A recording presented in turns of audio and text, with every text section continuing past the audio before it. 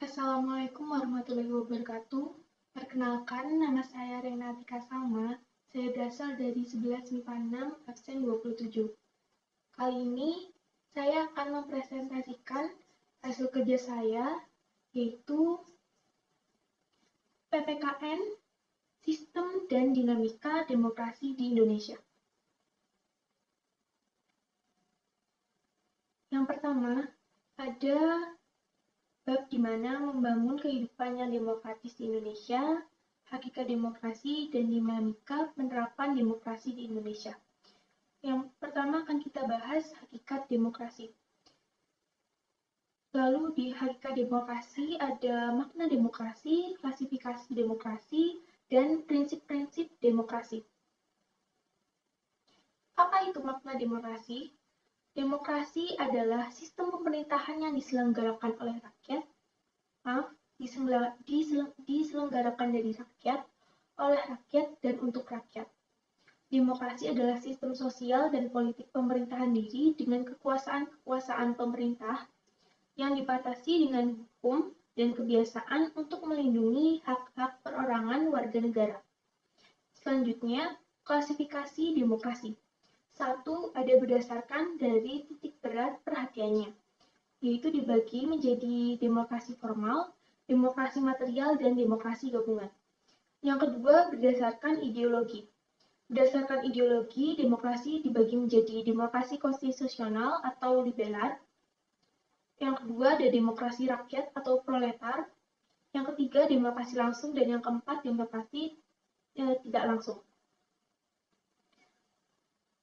Selanjutnya adalah prinsip-prinsip demokrasi.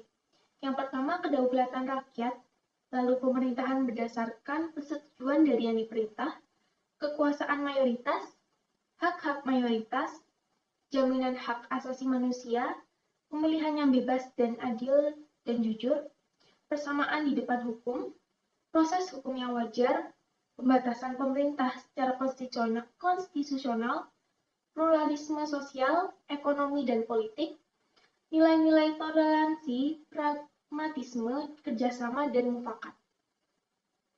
Selanjutnya, kita lanjut ke bab dinamika penerapan demokrasi di Indonesia.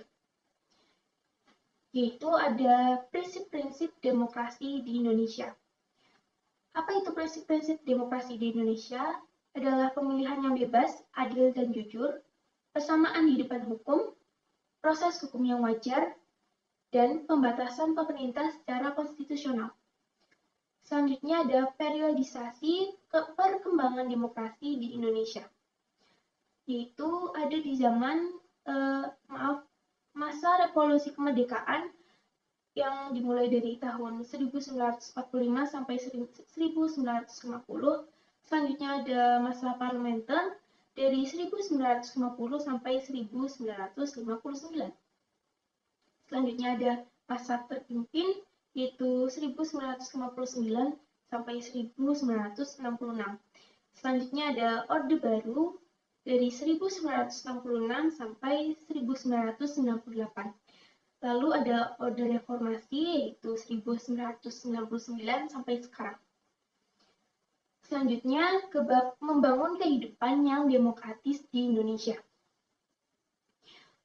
Membangun kehidupan yang demokratis di Indonesia terdiri dari pentingnya kehidupan yang demokratis, lalu perilaku yang mendukung tegaknya nilai demokratis, dan norma demokrasi.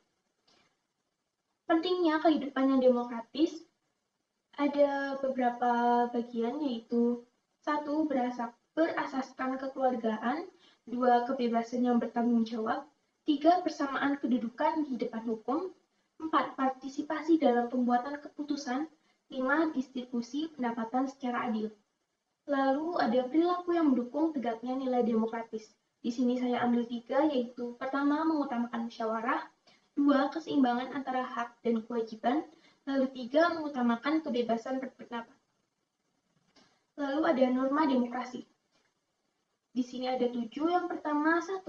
Pentingnya kesadaran akan pluralisme, 2. Musyawarah, 3. Pertimbangan moral, 4. Pemufakatan yang jujur dan sehat, 5. Pemenuhan segi-segi ekonomi, 6. Kerjasama antar warga masyarakat masyarakat dan sikap mempercayai itikat baik masing-masing.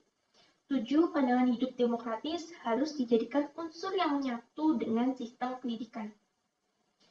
Demikian yang dapat saya sampaikan. Terima kasih atas perhatiannya. Wassalamualaikum warahmatullahi wabarakatuh.